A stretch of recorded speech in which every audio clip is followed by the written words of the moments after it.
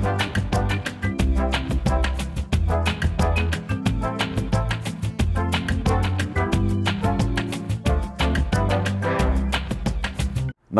मैं गिरीश परदेशी हरिशंकर परसाई साहब का मैं बहुत बड़ा फैन हूं और आज आओ कहानी सुने इस सेक्शन में उनकी भोलाराम का जीव ये कहानी हम सुनते हैं।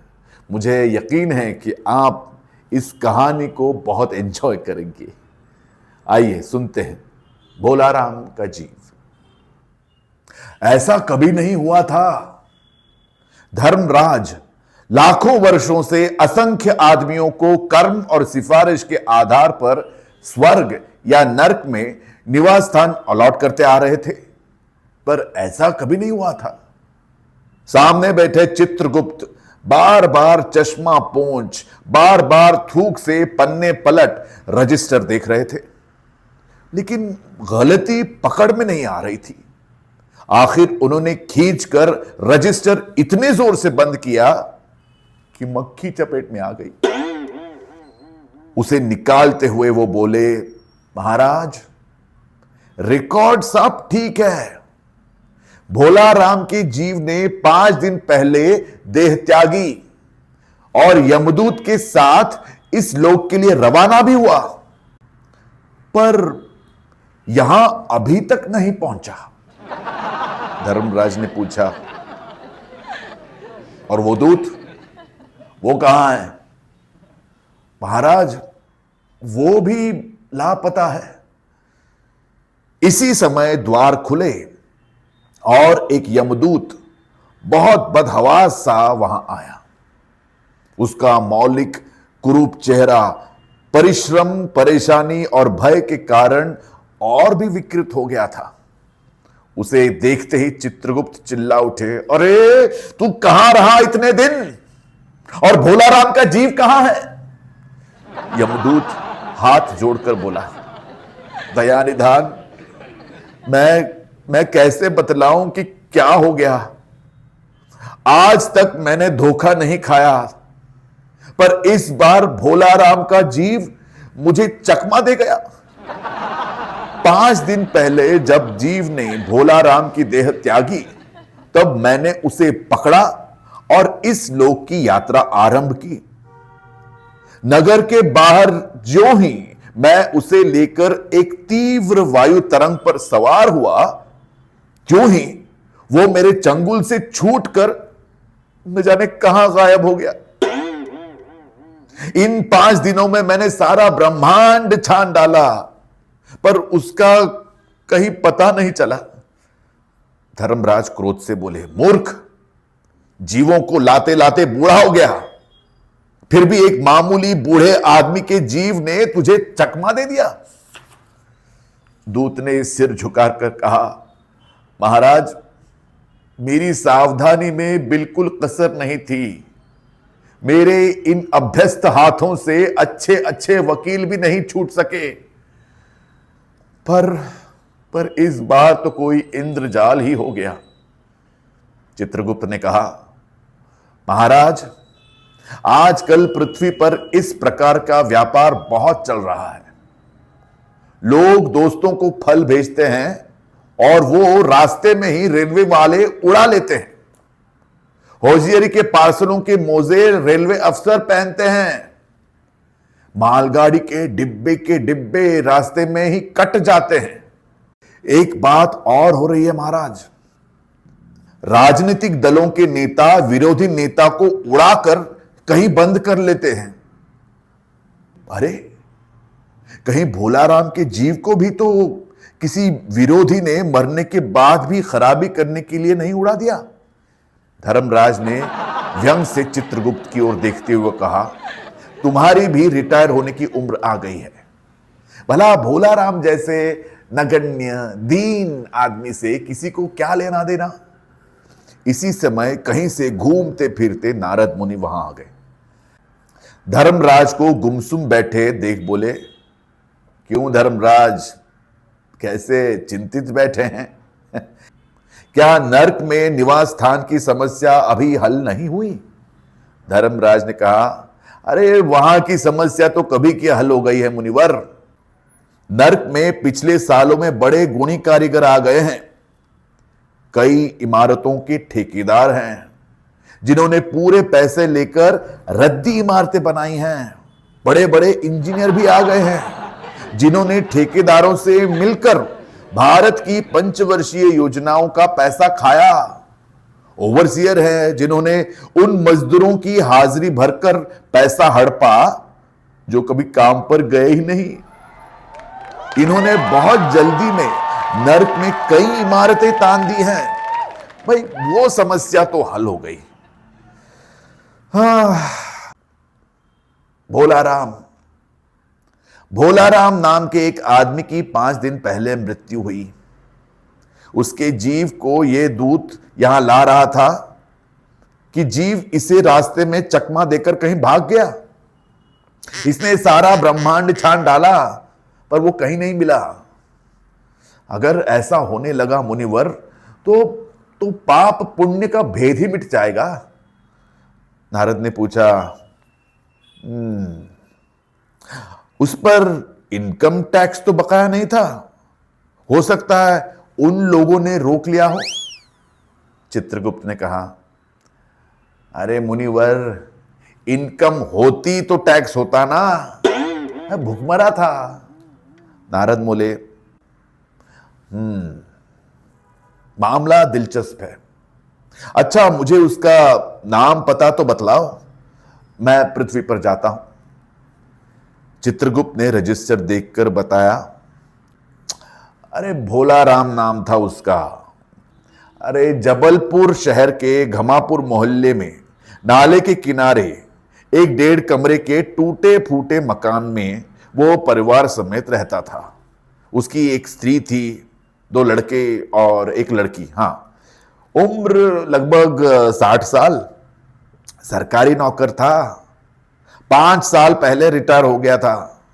मकान का किराया उसने 1 साल से नहीं दिया था, इसलिए मकान मालिक उसे निकालना चाहता था। इतने में भोलाराम ने संसार ही छोड़ दिया। आज 5वां दिन है। बहुत संभव है अगर मकान मालिक वास्तविक मकान मालिक है तो उसने भोलाराम के मरते ही उसके परिवार को निकाल दिया हो।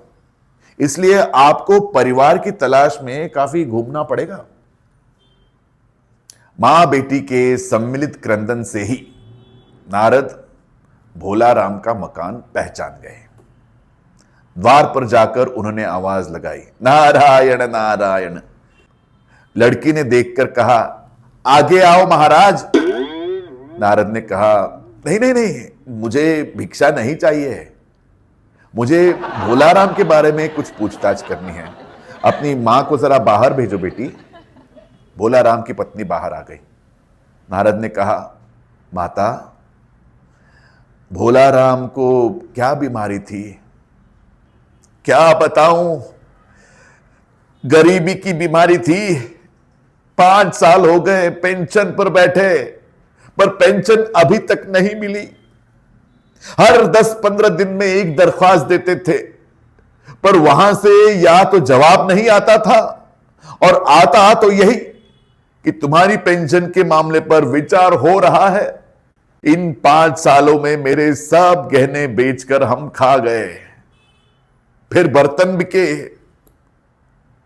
अब कुछ नहीं बचा था। फाके होने लगे थे। चिंता में घुलते घुलते और भूखे मरते मरते उन्होंने दम तोड़ दिया। नारद ने कहा, क्या करोगी मां, उनकी इतनी ही उम्र थी। ऐसा मत कहो महाराज, उम्र तो बहुत थी। 50-60 रुपया महीना पेंशन मिलती तो कुछ और कहीं करके गुजारा तो हो जाता, पर क्या करे, 5 साल नौकरी से बैठे हो गए और अभी तक एक कौड़ी नहीं मिली। दुख की कथा सुनने की नारद को फुर्सत नहीं थी। वो अपने मुद्दे पर आए। मां, ये तो बताओ कि यहां किसी से क्या उनका विशेष प्रेम था? जिसमें उनका जी लगा हो। पत्नी बोली, लगाव? लगाव तो महाराज बाल बच्चों से ही होता है। नहीं नहीं नहीं, परिवार के बाहर भी तो हो सकता है। मेरा मतलब किसी किसी स्त्री ने गुर्रा कर नारद की ओर देखा, बोली, बको मत महाराज, तुम साधु हो, कोई लुच्चे लफंगे नहीं हो। जिंदगी भर उन्होंने किसी दूसरी स्त्री को आंख उठाकर भी नहीं देखा है। नारद हंसकर बोले, हां हां, तुम्हारा यह सोचना ठीक ही है, यही भ्रम हर अच्छी गृहस्थी का आधार है। अच्छा माता, मैं चला। स्त्री ने कहा, महाराज महाराज, आप तो साधु हैं, सिद्ध पुरुष हैं, कुछ ऐसा नहीं कर सकते कि उनकी रुकी हुई पेंशन मिल जाए? इन बच्चों का पेट कुछ दिन भर जाएगा। नारद को दया आ गई थी। वो कहने लगे, अरे माता, साधुओं की बात कौन मानता है? मेरा यहां कोई मठ तो है नहीं। फिर भी मैं सरकारी दफ्तर में जाकर कोशिश करूंगा। वहां से चलकर नारद सरकारी दफ्तर पहुंचे। वहां पहले ही कमरे में बैठे बाबू से उन्होंने भोला राम के केस के बारे में बातें की। उस बाबू ने उन्हें ध्यानपूर्वक देखा और बोला, भाई, भोला राम ने दरख्वास्तें तो भेजी थी, पर उन पर वजन नहीं रखा था, इसलिए कहीं उड़ गई होंगी। नारद ने कहा, भाई, ये बहुत से पेपर वेट तो रखे हैं यहां, इन्हें क्यों नहीं रख दिया? बाबू हंसा। अरे, आप साधु हैं, आपको दुनियादारी समझ में नहीं आती। दरख्वास्तें पेपर वेट से नहीं दबती। खैर, आप उस कमरे में बैठे बाबू से मिलिए, चाहिए। नारद उस बाबू के पास गए। उसने तीसरे के पास भेजा, तीसरे ने चौथे के पास, चौथे ने पांचवें के पास। जब नारद 25-30 बाबुओं और अफसरों के पास घूम आए, तब एक चपरासी ने कहा, अरे महाराज, आप क्यों इस झंझट में पड़ गए?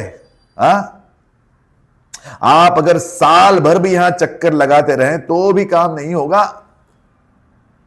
आप तो सीधे बड़े साहब से मिलिए, उन्हें खुश कर लिया तो अभी काम हो जाएगा। नारद बड़े साहब के कमरे में पहुंचे। बाहर चपरासी ऊँग रहा था, इसलिए उसे किसी ने छेड़ा नहीं। उन्हें बिना विजिटिंग कार्ड के आया देख साहब बड़े नाराज हुए। बोले, अरे इसे कोई मंदिर समझ लिया है क्या? दरदराते चले आए, चिट क्यों नहीं भेजी?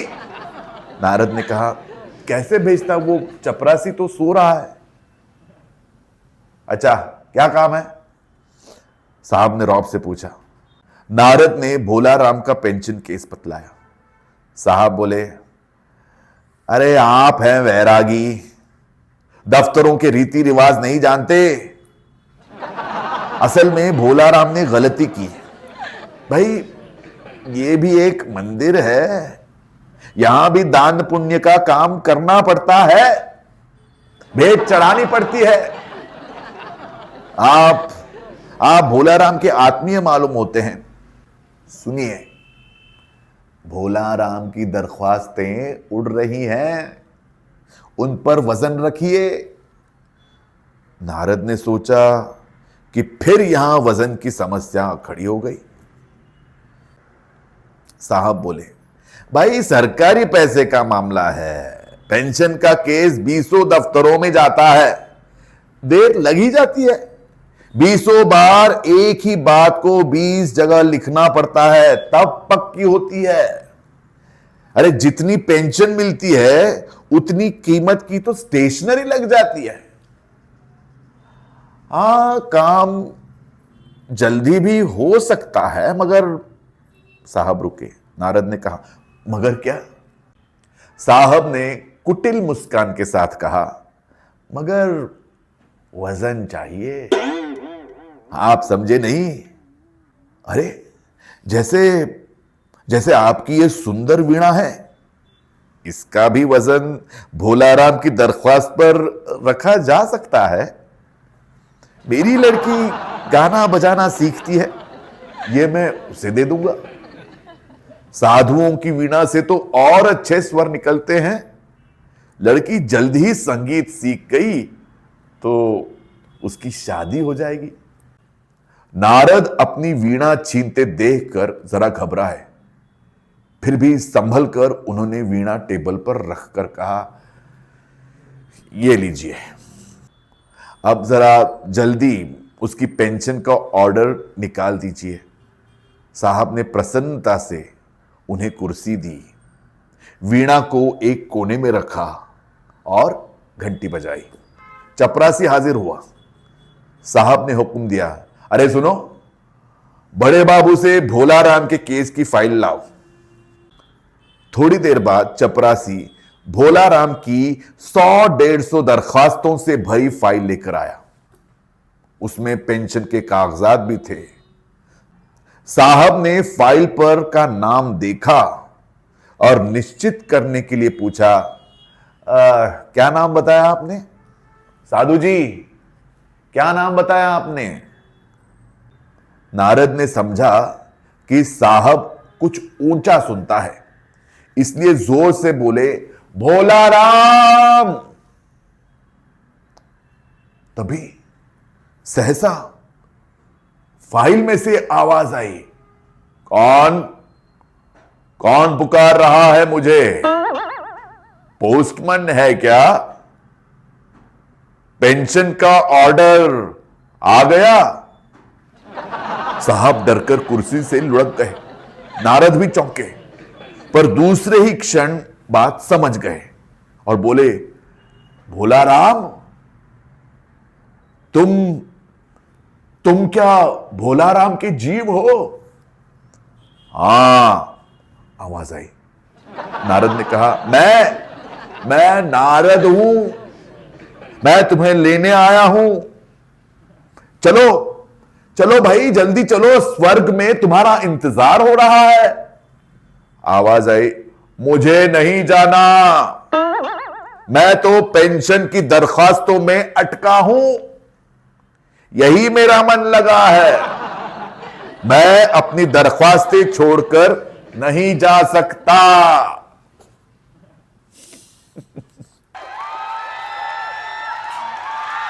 तो ये थी हिंदी के जाने माने साहित्यकार हरिशंकर परसाई द्वारा लिखित कहानी भोलाराम का जीव।